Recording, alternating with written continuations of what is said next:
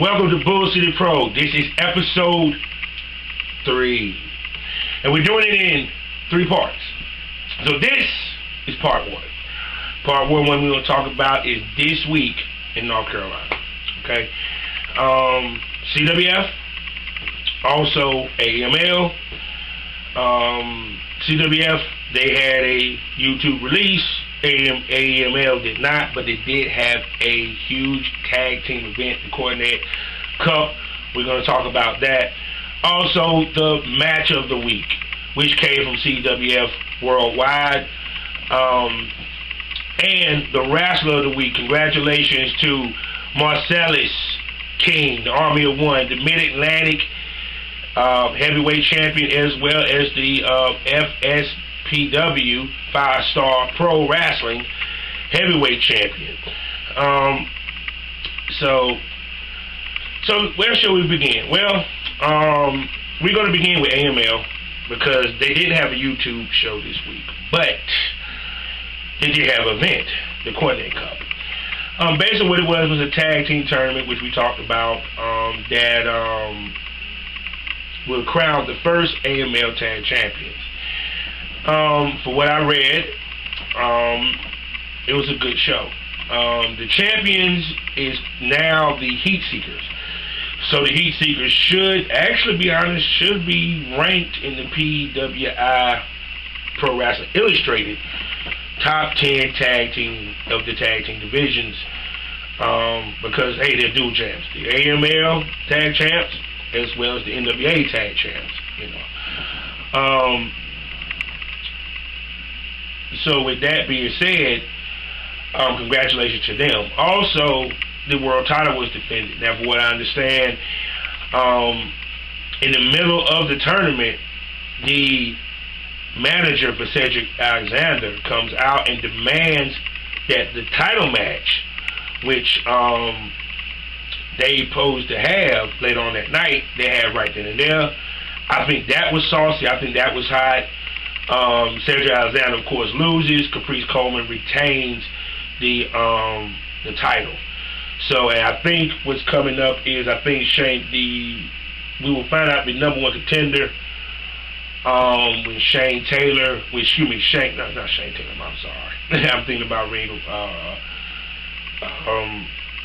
Reality of Wrestling. But anyway, which we'll discuss them also eventually. But I'm talking about King Shane Williams versus Valdez Walker, their 5th and final match to decide the number 1 contender. I think they had it, and I think King Shane won. But don't quote me on it. Check out AMLWrestling.com to find out who won that match and everything. Like I said, whatever promotion I'm talking about, no matter what state, what nation, their information, their website links will be in the description. So all you got to do is scroll down and click and have your fun. Alright. Now let's move on to CWF Mid Atlantic. CWF Mid Atlantic this week was about the Ultra J title being defended. Even case, which I have yet to do the North Carolina top 5, which I'll be doing that later on today. Go to my Facebook page as well as my Twitter, where I will release it. Unfortunately, I forgot to do it before I recorded all this. So, but anyway, Even Case, who was I think number 3 on last week's, when it gets, I think it's Parkash, whatever his name. Well, he's, I think, from Shakara, and he posed to be like X-Pac. He wears the mask with the tongue sticking out. He does all his moves like X-Pac. Well, Even Case had a good match with him, good 7-minute match, and he loses. Well, Prakash loses. Even Case retains the Ultra J title, and which meant that he has been the Ultra J champion for a year. Also, what I liked about it was the guy that he beat for the belt to begin with, Lance Lude, was commentating on the match, and he was putting him over. Brad Strutz also was giving you the history. I love Brad Strutz. I think he's a great play-by-play guy. And he also does color commentary. I mean, he's, to me, a mixture between JR and I can't say not JR and Tony Schiavone. That he got the JR country sound, but he had the knowledge like Tony Schiavone, because Tony Schiavone would tell you some stuff that you'd be like, huh, what? Really? You know, like I said, I really love hearing him commentate and do the play-by-play and everything. Plus, like I said, you can see that he really knows it. You know, he makes it sound like he really knows his stuff. I'm pretty sure he does. You know, at one part of the match, he was talking about what it, you know, working on the back, what it does, you know, to a wrestler, to his stamina and this, that, and third. Well, anyway, good work. Thumbs up, Brad. Love you. All right, so he defeats him, and then the wrestler of the week, Marcellus, which we're going to get to that in a minute, Marcellus King. I love this guy. He's my favorite guy in North Carolina. Every time I watch him, it brings a smile to my face because he's a complete asshole. He's a complete asshole, but that's what his character's supposed to be. He's a heel. He's a heel to the fullest. He comes out pissed off that a show is dedicated to the Ultra J title and, you know, Ethan Case. And he been in the business 10 years, just became the Mid Atlantic champion. He don't get a show. So he tell Ethan Case, why don't I give you a shot at the most important belt here, and let's see what's up. Ethan Case was like, oh yeah, let's do that. I like that. It's the way that they flowed into it, the way they set it up, the whole nine. Marcellus King, he really knows how to get heat from the crowd. He really knows how to work the crowd. Ethan Case too. Even though what's crazy is it's funny how slowly Ethan Case went from being a heel to being a face. So this is interesting because I actually like him either way. I think he makes a great heel and he makes a great face. So, alright. So this match is hard hitting because you got two of the best strikers, punchers in the North Carolinas. Actually, I consider in the business. Of course, and plus it was well paced. You know, they even went into the crowd or what have you. And I like the heel work of Marcellus because, man, he really was putting the beat down to Ethan Case. You can hear him say, Ultra J, basically making fun of them. So it's like, I'm sitting there like, God, he is an ass, man. He's a complete ass. And it's like, and he just like he's very physical. It's like, I can see him over in Japan doing strong style. You know, Ethan Case had his back and forth as he's come up in the match. Actually came close to winning the match at one point where he did his pop-up knockout punch. Where basically where how it went down was, I don't know if I can't remember if he ran him to the ropes, but he was coming at him. Ethan Case pushed him in the air, kind of like what Owens do with the pop-up power bomb, and as he comes down, he knocked the living crap out of him. And the only reason why Marcellus was able to walk out with the title, because every time when Ethan tried to put him in the ring to get the pin, he rolls out the other way. I loved it. that is as heelish as it gets. Okay, I done beat this dude's ass all week. I mean, all match long. He gets his comeuppance towards the end, at least about 30 seconds left. Ain't no way where I'm going to let him get a pin. So instead of him just kicking out, no, he rolls out of the ring. So finally, Marcellus, he heads out. He got the title in tow.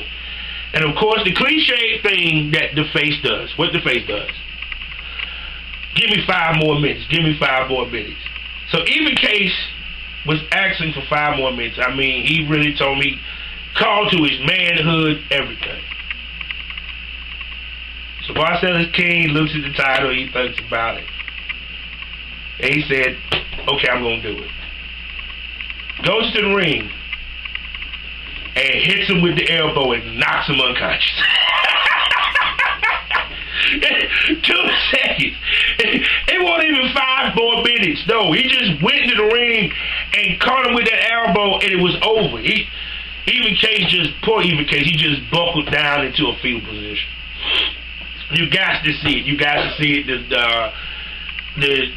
You guys subscribe to their YouTube, man. You really do. It's bad. I was sitting there like, wait a second, because you're thinking, okay, he gonna get in the ring, and they're gonna go 5 more minutes. It's gonna be a good 5-minute match. It might end in a time limit draw. He might no. Marcellus killed that. He killed that. He ran in and knocked the living crap out of Even Case, grabbed his belt and said, "Kick rock, sucker." There's your 5 minutes. But the ending I like, because in 2 weeks, Smith Garrett,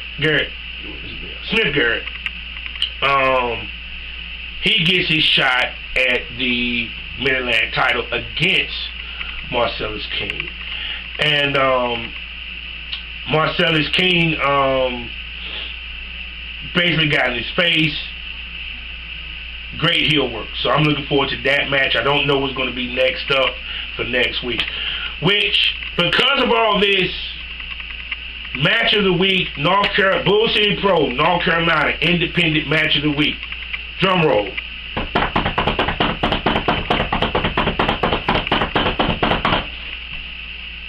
Marcellus King versus Even Case. And it was slim. It was really slim pickings because AML didn't have a release, and I was going to involve AIWF Mid Atlantic, but they had no new release this week. So only they had a release with CWF. If AML drops anything else this week, that will go towards next week. When I talk about that. Like I said, the reason that match, so it was slim pickings, but that match impressed me so much that not only do I consider it match of the week, it is match of the year.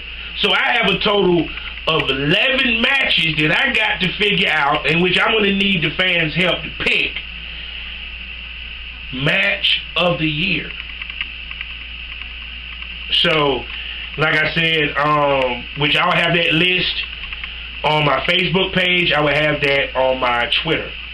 Now, also, Wrestler of the Week, the Independent Wrestler of the Week for North Carolina.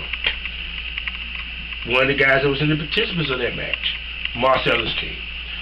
Why him? Marcellus King, for what I can see, has been in the business for a nice long period of time. He is like one of the best heels I've ever seen. He's strong style, he's physical, he jaw jacks, he talks crap. I don't think I ever want to see him be a face. I mean, I would be disappointed if he ever became a face. I would actually cry. I actually would, for real. I'll be sad because he's a heel. That's all it is. But anyway, he's the 5-star pro wrestling heavyweight champion. He defeated Chris Lee. I actually watched that match. It's on my page, on my Facebook page, and I probably tweeted after this. That was a damn good match between him and Chris Lee.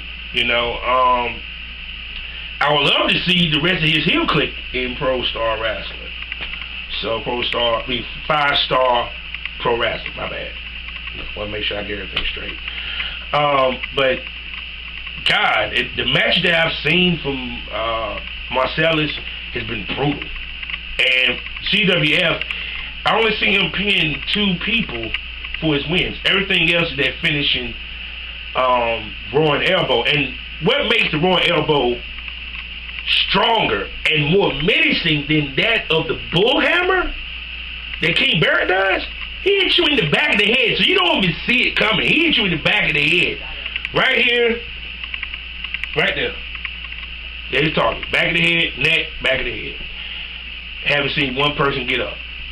I'm looking forward to him going against Brad Attitude. I think that's going to be a very good match. I actually had a chance to watch him and Eric Royal. That match was damn good. So Marcellus King, to me, I'm very surprised he hasn't made it to the next level. But do he really need to?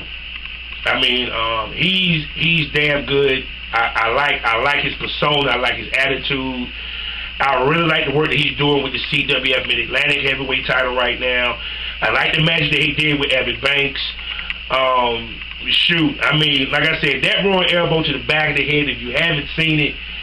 Plus, I also like his merry-go-round, which is a backbreaker, a twisting backbreaker. That's hot, you know.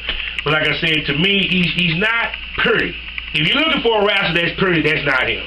If you're looking for a wrestler that will knock the living shit out of you and won't even lose an hour of sleep about it, then Marcellus King is the guy that you want. I like the little saying he got, where he said, if I got it wrong, I apologize, but I love it. There's many heroes, few legends, but only one king. Marcellus, the Army of One King. Congratulations on being Bull City Pro's, North Carolina, Independent Wrestler of the Week. I will always announce that the match of the week, the top 5 I didn't get to do, but I'll do that later. And the Wrestler of the Week will always be announced on my Twitter, which is Bull City Pro W, and my Facebook, which is Bull City Pro. Okay? Like I said, there's a lot of stuff that's going on here in North Carolina. Also, I want to explain to everyone about the world title, the title belt, previous title belt contest. Okay, let me explain to everyone about this. I don't have money, so I can't give you anything, but I will post it and whatever. A title belt to me is the symbol of your promotion. The prettier, the more unique, the sleek, it is the difference. It makes, actually, as me as a fan, it makes me want to see the world champ. It's all about it. Think about it. Ric Flair, when he had the big gold belt, we knew that was his belt, hands down.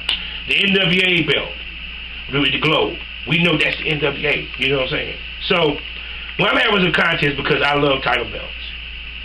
You know, I was a rap artist with Canvas Hills. I was called the Southern Champ. You know what I'm saying? And I used to perform with a world title. So they called me the champ. So, but anyway, every champion needs a king. Marcelo. Anyway, but what the contest is, please, if you are a wrestling promotion, I don't care if you're in North Carolina or you're in Alaska, if you want your title to be considered in the prettiest or best title belt contest, please send it to my Facebook page or via email bullcitypro2014@gmail.com.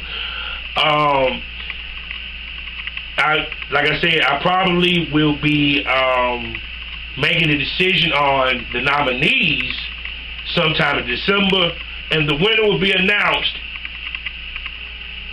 midnight. That's right, midnight. It will be announced on my page, January 1st.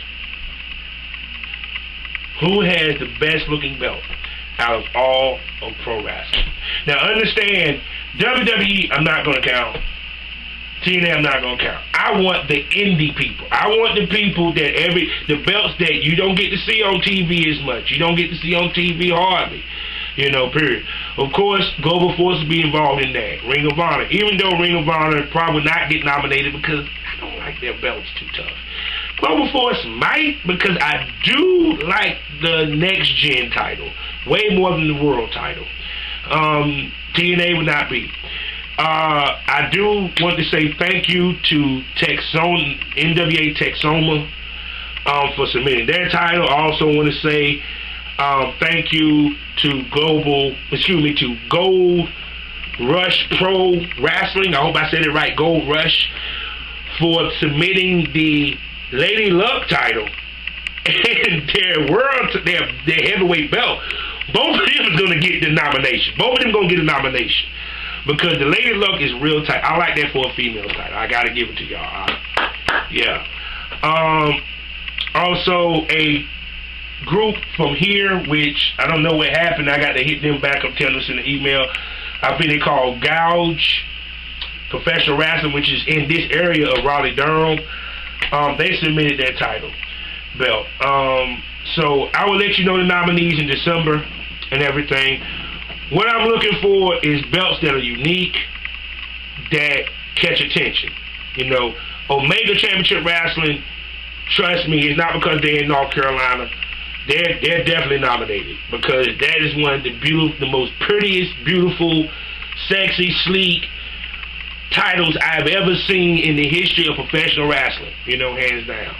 So, but like I said, if you're a wrestling promoter and you want your belt nominated, you want it to be considered, send me a picture.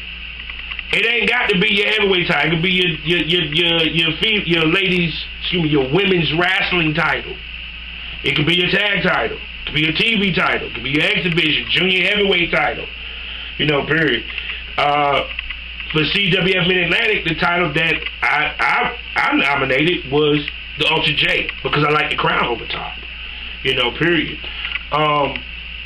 So basically, if you're a wrestling promoter, you're a wrestling promotion, then please send me a picture of your title. You can do it. You can tweet it to me at my Twitter, or you can send it to my Facebook, or you can send it via email. Okay? All that will be in the description of this. All right, now, coming up next is part 2 of episode 3. We're going to talk about the NWA. We're going to talk about Cabal,